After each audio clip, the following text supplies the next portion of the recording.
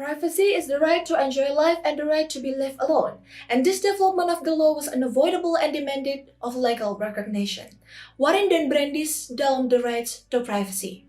Assalamualaikum warahmatullahi wabarakatuh. Shalom, Om Swastiastu, Namo Buddhaya, salam kebajikan, salam sejahtera untuk kita semua. Perkenalkan kami dari tim Munir Said. Dengan saya, Risma Widiantari sebagai pembicara pertama dan penyimpul, Jennifer Nafiri Tatuhan sebagai pembicara kedua, dan Muhammad Taurik Irnando sebagai pembicara ketiga. Mengambil posisi pro terkait dengan mosi pengesahan RUU Perlindungan Data Pribadi sebagai pencegahan kebocoran data pengguna elektronik. Selamat menyaksikan. Sejak tahun 2021, Kominfo mencatat 43 kasus kebocoran data pribadi elektronik berupa NIK, alamat, foto, hingga informasi kesehatan dan keuangan dari 279 juta pengguna BPJS, 1,3 juta pengguna e-hack, dan data lain dari e-commerce maupun teknologi komputasi. Ini menyebabkan 3 dampak Dewan Juri, yakni maraknya kejahatan seperti jual beli data, penipuan, dan pemerasan, public distrust masyarakat terhadap pemerintah, serta terhambatnya transfer data dan kerjasama internasional karena ketiadaan basis hukum PDP yang kuat. Di status quo, penegakan hukum PDP masih jauh dari kata optimal. Sebab, 1. Instrumen hukum PDP tersebar secara parsial. Elsa mencatat 48 legislasi PDP seperti UU Administrasi Kependudukan, UU ITE, dan lain-lain, rumusannya masih overlapping sehingga menimbulkan ketidakpastian hukum. 2. Otoritas PDP bersifat sektoral seperti Kominfo, BSSN, KIP, OJK, dan lain-lain.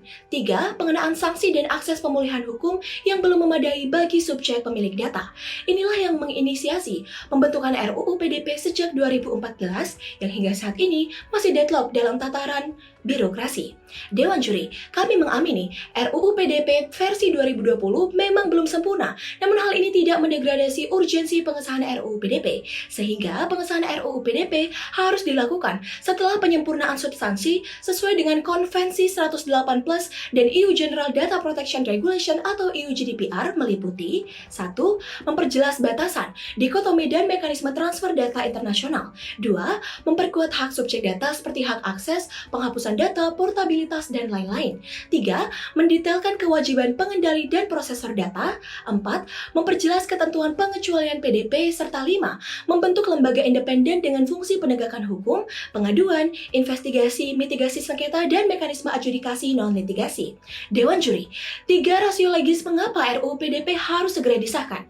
Pertama, secara filosofis, RUU PDP adalah manifestasi pengakuan dan perlindungan HAM dalam pasal 28G ayat 1 UU DNRI, pasal 21, 29, dan 31 UU HAM, dan pasal 17 ICCPR terkait the rights to be left alone and the rights to privacy.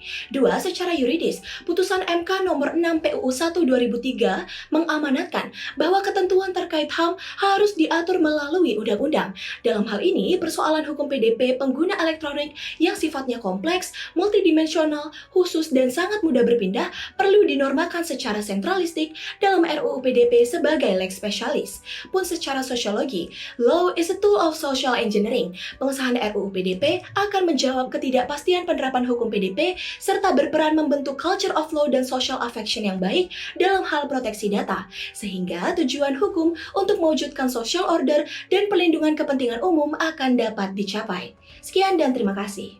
Dewan Juri yang terhormat, tim Pro mengamini bahwa perlindungan data pribadi membutuhkan instrumen hukum segera dan hal ini hanya dapat terjawab dengan adanya rancangan Undang-Undang Perlindungan Data Pribadi. Oleh karena itu, saya sebagai pembicara kedua akan melanjutkan perdebatan dengan memaparkan 2 poin argumentasi mengapa RUU PDP versi 2020 dengan konsolidasi substantif dalam mekanisme kami mampu mewujudkan perlindungan data pribadi atau PDP secara optimal. Argumen yang pertama, pembaruan substansi RUU PDP yang kami tawarkan akan menjawab permasalahan dalam status quo karena 2 alasan. Alasan yang pertama, pendetailan dan penambahan kewajiban pengendali dan prosesor data akan memberikan proteksi lebih terhadap perlindungan data pribadi. Dewan Juri, berdasarkan LBH Jakarta, pemerintah dan pelaku usaha sebagai pengendali dan prosesor data merupakan penyebab utama kebocoran data pribadi. Sayangnya, permasalahan ini belum terjawab dengan kewajiban pengendali dan prosesor data yang diatur dalam RUU PDP versi 2020 dalam pasal 24 sampai 44 di mana belum diatur salah satu kewajiban terpenting, yaitu kewajiban prosesor untuk segera memberitahu pengendali data apabila terjadi kebocoran data. Oleh karena itu, mekanisme kami memberikan penambahan dan pendetailan terhadap kewajiban pengendali dan prosesor data, salah satunya dengan mewajibkan prosesor untuk segera memberitahu pengendali ketika terjadi insiden kebocoran data. Hal ini memberikan beban transparansi yang pada akhirnya mendorong kehati-hatian dalam memproses data. Alasan yang kedua, adanya parameter ketentuan pengecualian yang diperjelas demi melindungi data masyarakat dari kebocoran data. Dalam pengolahan data pribadi, seringkali terdapat irisan antara kepentingan pribadi dan kepentingan publik. Hal ini apabila tidak diatur secara spesifik akan menimbulkan kekaburan antara batasan-batasan sejauh mana pemerintah dapat mengintervensi dan sejauh mana subjek data dapat melindungi data pribadinya. Hal ini apabila tidak diatur berpotensi pada kebocoran data pribadi, seperti yang terjadi di Amerika Serikat, di mana NSA selaku Badan Keamanan Nasional melakukan penyadapan besar-besaran melewati kewenangan mereka dengan dalil keamanan nasional. Hal ini bisa saja terjadi di Indonesia apabila tidak segera diatur. Oleh karena itu, pengecualian terhadap kepentingan nasional merupakan salah satu pengecualian yang esensial yang perlu diatur demi memberikan batasan-batasan. Akan tetapi dalam status quo, pengecualian untuk kepentingan nasional dalam pasal 23 RUU PDP versi 2020 belum mengatur parameter pelaksanaan, sehingga berpotensi menimbulkan kesewenang-wenangan pemerintah. Oleh karena itu, salah satu mekanisme yang kami tawarkan adalah dengan memberikan parameter spesifik terkait pengecualian untuk kepentingan nasional, sehingga pemerintah tidak bisa secara sewenang-wenang memanipulasi parameter pengecualian demi kepentingan politiknya. Selanjutnya, argumen kedua kami adalah adanya pembentukan lembaga independen akan memberikan optimalisasi terhadap pelaksanaan PDP karena dua alasan. Alasan yang pertama, kedudukan yang independen memberikan pengawasan PDP yang objektif. Dewan juri, pemerintah sebagai pengendali dan prosesor data tentu tak luput menjadi objek pengawasan PDP. Oleh karena itu, kedudukan lembaga otoritas PDP haruslah independen demi mewujudkan pengawasan yang objektif yang bebas dari intervensi pemerintah. Alasan yang kedua, lembaga independen mampu menegakkan upaya PDP secara menyeluruh dan harmonis. Saat ini, pengawasan PDP dilakukan oleh masing-masing lembaga dalam sektor yang berbeda tanpa adanya standar yang rigid. Hal ini menimbulkan disparitas upaya penegakan hukum PDP. Selain itu, lembaga-lembaga tersebut mempunyai tugas dan fungsi pokok yang tidak berfokus pada PDP, sehingga tidak mampu mengakomodir unsur-unsur PDP yang kompleks, seperti OJK yang memiliki fokus utama pada jasa keuangan.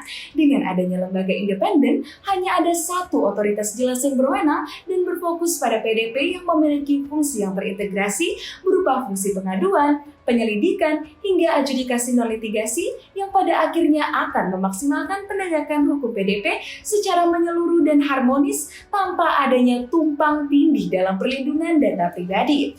Bukti bahwa lembaga independen memiliki peran penting dapat tercermin dalam amandemen UU PDP yang dilakukan oleh Korea Selatan dengan mencantumkan adanya lembaga independen demi mendapatkan adekuasi dari Uni Eropa, sehingga negara dapat menindak kebocoran data yang dilakukan oleh subjek luar negeri melalui kerjasama yang dilakukan antar lembaga independen di negara yang bersangkutan. Jadi, lembaga independen ini dapat mengoptimalkan dan menjamin objektivitas, imparsialitas, serta keadilan dalam penegakan hukum perlindungan data pribadi. Sekian, terima kasih. Dewan Juri yang terhormat, saya akan paparkan mengapa elemen dalam RUU PDP dapat mewujudkan pencegahan kebocoran data pengguna elektronik. Terdapat dua argumen. Pertama, terkait implikasi perlindungan subjek data dan keamanan transfer data. Kedua, terkait analisis aktor yang terdiri dari pemerintah, masyarakat, dan pelaku bisnis. Memasuki poin implikasi. Pertama, berbicara tentang pemrosesan data elektronik, perlu diketahui bahwa pemrosesan data elektronik rentan dengan penyelewengan. Misalnya saja fenomena Internet of Things yang menghimpun data masyarakat untuk diolah sesuai kebutuhan industri. Hal tersebut jelas bertentangan dengan pasal 9 Konvensi 108+.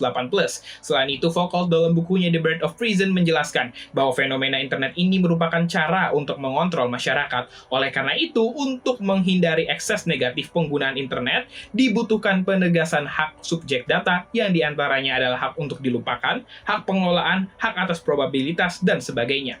Hari ini, hak subjek data belum mendapatkan pengaturan spesifik sehingga belum belum memadai, sebagaimana yang disampaikan oleh Wahyudi Jafar, Direktur Eksekutif Elsam dalam forum akademik. Oleh sebab itu, dengan mekanisme kami yang menegaskan hak subjek dan pendetailan kewajiban pemroses data, perlindungan maksimal terhadap data pribadi akan terjamin lebih baik. Kedua, terkait pemrosesan data elektronik yang bersifat lintas negara. Dibutuhkan sebuah aturan hukum yang setara dengan standar internasional. Kajian dari Tifa Foundation, saat ini RUU versi 2020 belum memberikan mekanisme pengamanan yang layak. Hal ini berimplikasi terjadinya deadlock dalam proses transfer data internasional. Pasal 46 EU GDPR menegaskan, pengamanan yang layak adalah ketika hak subjek data ditegakkan dan adanya perlindungan hukum yang efektif. Dengan adanya mekanisme kami, unsur-unsur yang mempertegas hak subjek data dan perlindungan hukum dapat terakomodir. Dengan begitu akan tercipta instrumen hukum yang sesuai standar internasional guna memastikan keamanan transfer data. Dewan Juri yang terhormat, selanjutnya akan saya paparkan analisis aktor mengapa mekanisme kami akan memberikan keuntungan bagi seluruh pihak. 1. Bagi pemerintah. Pengesahan RUU PDP akan menciptakan sistem administrasi dan tata kelola pemerintahan yang baik dalam hal: pertama, memberikan pelayanan dan penyediaan akses hukum yang baik bagi masyarakat dalam hal respect, protect, and fulfill privacy human rights melalui pengaturan yang rigid terkait hak-hak subjek data. Kedua, akan tercipta one room solution terkait penegakan hukum PDP melalui pembentukan lembaga independen. Ketiga, pemerintah akan lebih jauh dari potensi penyelewengan wewenang akibat intervensi yang terlalu jauh dalam ranah private, karena telah diaturnya ketentuan pengecualian untuk menyeimbangkan kepentingan individu dan publik. 2. Bagi masyarakat. Pengesahan RUU PDP akan memberikan nuansa penegakan hukum yang lebih terjamin bagi masyarakat, sebagaimana dibuktikan dalam survei persepsi masyarakat tahun 2021 oleh Kominfo, bahwa 48% masyarakat sudah mengetahui keberadaan RUU PDP yang mendukung penuh pengesahannya.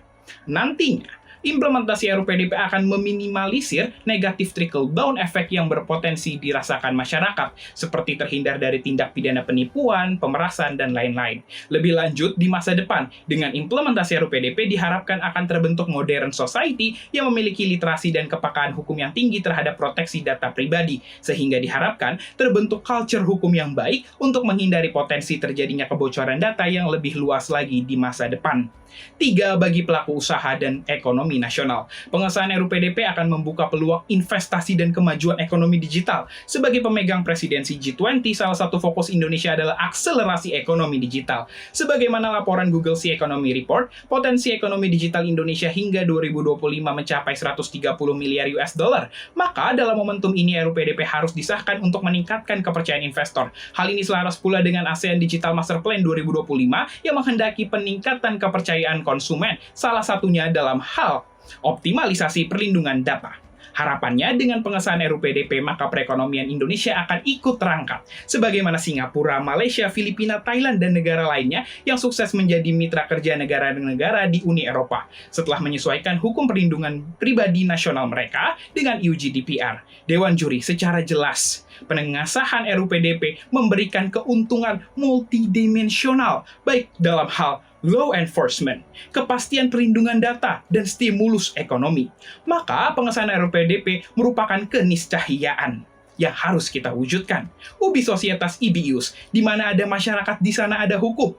Ketika hadir masyarakat yang berbasis digital, maka diperlukan hadirnya hukum yang berorientasi digital. Sekian dan terima kasih. Perfectum est quod ex omnibus suis partibus constant. Sesuatu lengkap jika seluruh bagiannya sempurna.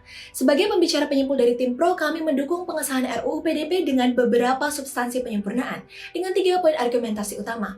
Poin pertama terkait justifikasi. Secara filosofis, pengesahan RUU PDP adalah bentuk perlindungan HAM, yakni rights to privacy dan the rights to be left alone. Secara yuridis, pengesahan RUU PDP merupakan bentuk pelaksanaan putusan MK bahwa ketentuan HAM harus diatur melalui undang-undang. Dalam hal ini berbentuk lex specialis mengingat kompleksitas dan kekhususan law enforcement PDP. Pun secara sosiologis, RUU PDP akan menciptakan kepastian hukum dalam mewujudkan social order dan perlindungan kepentingan masyarakat. Poin kedua, terkait efektivitas. Substansi RUU PDP akan mewujudkan upaya PDP yang optimal dengan 3 alasan. 1. Pengaturan substansial yang komprehensif terkait kewajiban pengendali dan prosesor data, hak subjek data, dan mekanisme transfer data internasional akan memberikan proteksi lebih terhadap perlindungan data pribadi. 2. Adanya parameter pengecualian yang jelas akan melindungi hak pemilik data dari kesewenang-wenangan pemerintah. Dan 3. Adanya lembaga independen sebagai otoritas PDP akan mewujudkan pengawasan yang objektif dan imparsial dalam penegakan hukum PDP. Poin ketiga, terkait implikasi. Pengesahan RUU PDP akan berdampak positif bagi 3 aktor utama. Pertama, bagi pemerintah, akan terciptanya tata kelola pemerintahan yang baik dalam upaya melindungi data pribadi masyarakat. Bagi masyarakat, RUU PDP memberikan jaminan perlindungan hukum yang memadai dan dapat diminimalisasinya potensi tindak pidana lanjutan akibat kebocoran data. Dan bagi pelaku usaha, akan ada adekuasi terhadap standar EU GDPR melalui RUU PDP yang akan mempermudah ekspansi kerjasama ekonomi internasional Indonesia. Dengan demikian, dalam rangka mencegah kebocoran data sekaligus mencapai perlindungan data pribadi yang optimal, maka pengesahan RUU PDP harus menjadi keniscayaan. Demikianlah konstruksi argumentasi kami. Sekian dan terima kasih. Wassalamualaikum warahmatullahi wabarakatuh. Shalom, Om Santi Santi Santi Om. Namo Buddhaya, salam kebajikan, salam sejahtera untuk kita semua.